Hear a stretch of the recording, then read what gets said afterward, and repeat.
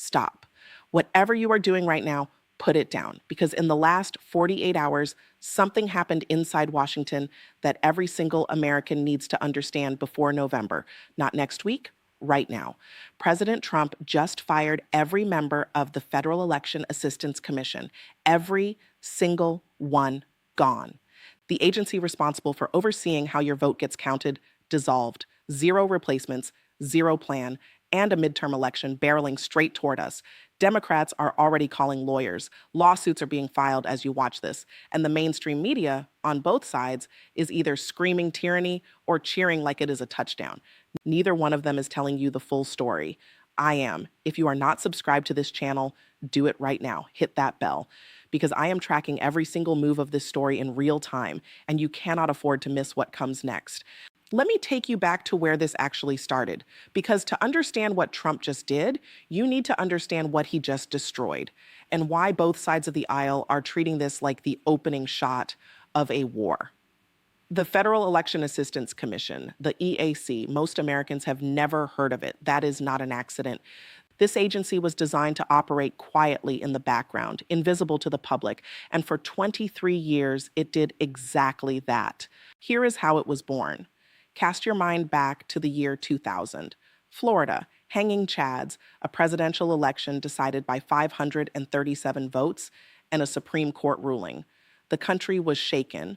Congress decided something had to change. 2 years later, in 2002, George W. Bush signed the Help America Vote Act into law.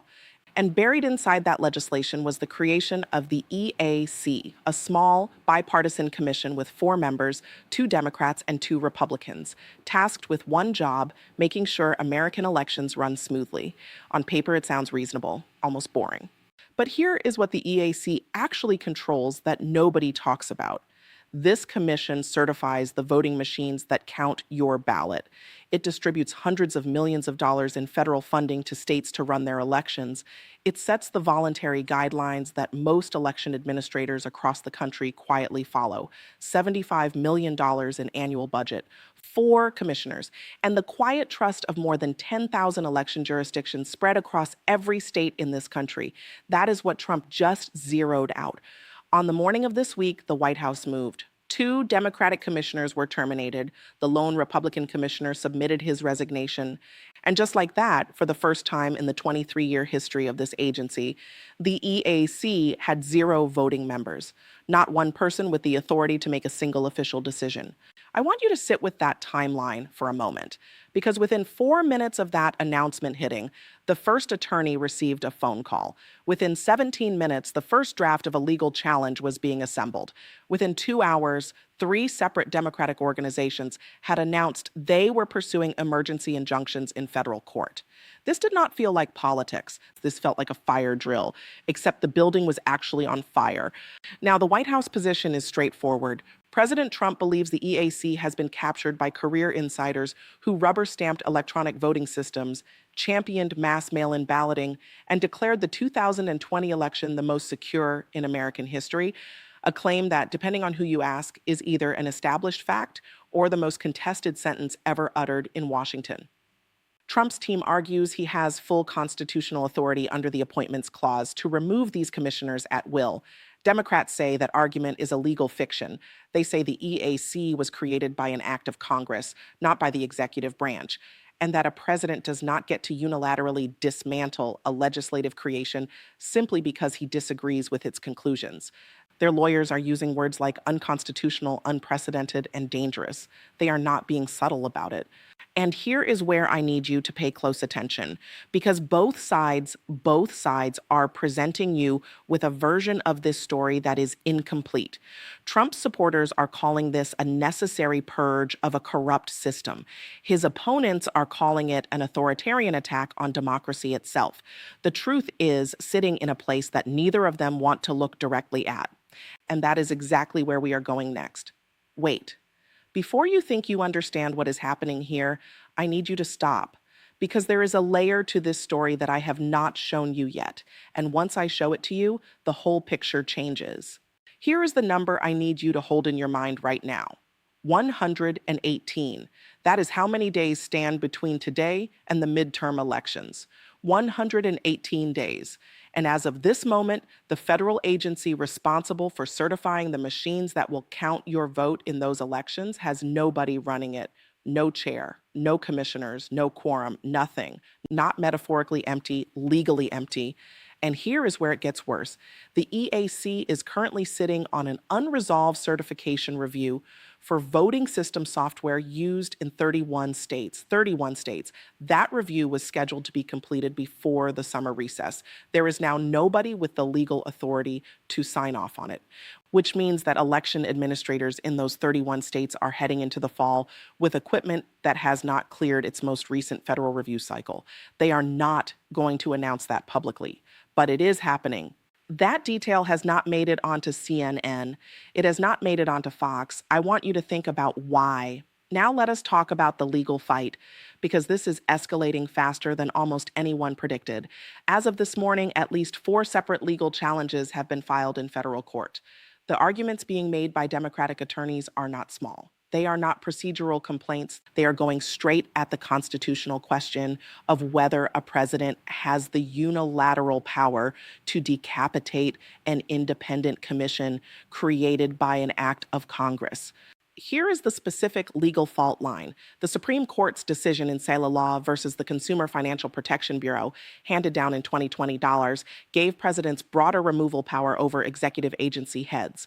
Trump's legal team is leaning on that precedent hard.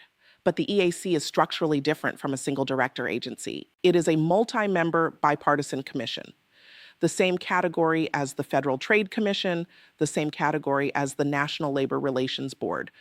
And courts have historically treated those differently, much differently. What this means in plain language is this. The case heading toward a federal judge right now is not a sure thing for either side. This could take weeks to resolve. It could take months. And in the middle of that legal uncertainty, the election calendar does not pause, does not slow down, does not care. 3 scenarios are now in motion simultaneously. Democrats win an emergency injunction. The commissioners are reinstated but operate under a legal cloud that strips them of any real authority. Trump wins the initial ruling, and a precedent is set that every future president, Democrat or Republican, can use to reshape election infrastructure with a single signature.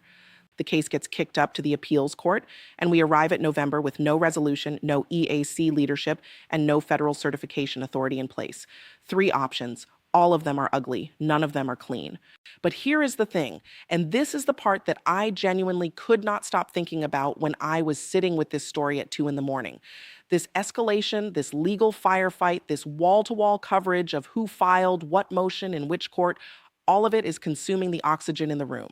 And while everyone is watching the fight over the EAC itself, almost nobody is asking the question that actually matters, which is this: what happens to the $75 million in federal election funding that was sitting in the EAC pipeline, waiting to be distributed to states before November? That money does not move without authorized commissioners. It does not get released by a court order. It requires a functioning commission with legal voting authority. States are already running their pre-election budget cycles. County election offices are making purchasing decisions right now. And the federal money they were counting on, the money appropriated by Congress specifically for election administration, is frozen. Nobody in Washington is talking about that. And I think you need to understand exactly why. Because what I am about to show you in the next section is not the story that either side wants you to see. This is where the real picture lives, and it is more complicated and more alarming than anything you have heard today. Here's what nobody is talking about, and I mean nobody. Not the anchors, not the legal analysts, not the political consultants getting paid $400 an hour to appear on cable news and tell you what to think. What I am about to walk you through is the part of the story that gets deliberately buried because it is inconvenient for everyone. Let us start with a question that sounds simple but cuts straight to the bone. In 23 years of existence, how many times did the EAC actually stop a fraudulent election from happening? How many times did this agency, with its $75 million annual budget and its bipartisan commissioners and its certified voting guidelines, actually intervene to prevent a concrete documented act of election fraud? The answer is 0. Not because fraud does not exist, not because election integrity is not a real issue, But because the EAC was never given the legal teeth to enforce anything, it cannot compel a single state to use its certified machines. It cannot force a county to follow its guidelines. It cannot investigate a single fraudulent ballot.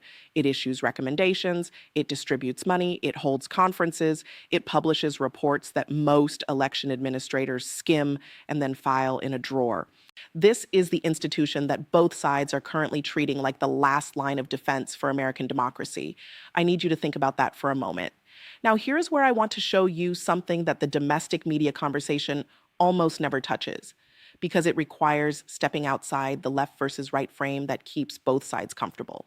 Let us look at how other major democracies actually manage this problem, because the United States does not exist in a vacuum, and the question of how you protect an election from political interference is not a new one.